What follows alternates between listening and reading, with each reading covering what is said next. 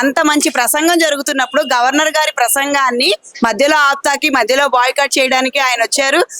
ఈ ప్రభుత్వం మంచిగా జరుగుతున్నది, మన శాసనసభ విధానాలు సరిగ్గా జరుగుతున్నాయి, వాటి మీద ఏమైనా క్వశ్చన్స్ అడగడానికి రావాలా, బాయ్కాట్ చేయడానికి వస్తారండి?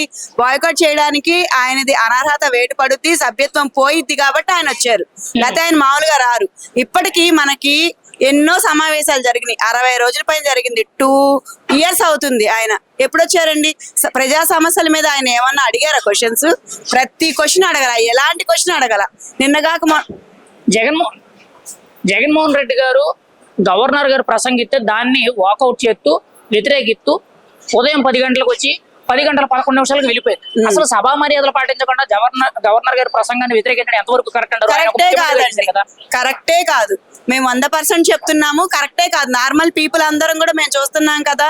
ఆయన గవర్నర్ గారి ప్రసంగాన్ని వాకౌట్ చేయటం, అసెంబ్లీలో ఉండకుండా ఉండడం, ఆ 11 మంది ఎమ్మెల్యేలు జనాలకి మేము ఈ రోజు అసెంబ్లీకి వచ్చామని కనిపించడానికి ఏదో ఫోటోషూట్ కోసం వచ్చినట్టు వచ్చారు, కానీ ఆయన సమస్యల గురించి మాట్లాడడానికి కానీ, శ్వేతపత్రం మీద ఆయనకి ఏమైనా డౌట్స్ ఉంటే అడగడానికి కానీ, అసలు ఆయన డౌట్స్ ఏమి ఉంటే లేండి, అంత గవర్నమెంట్ మంచిగానే చేస్తుంది కాబట్టి ఈ వీటిల గురించి ఆయన దేనికి రాలేదండి.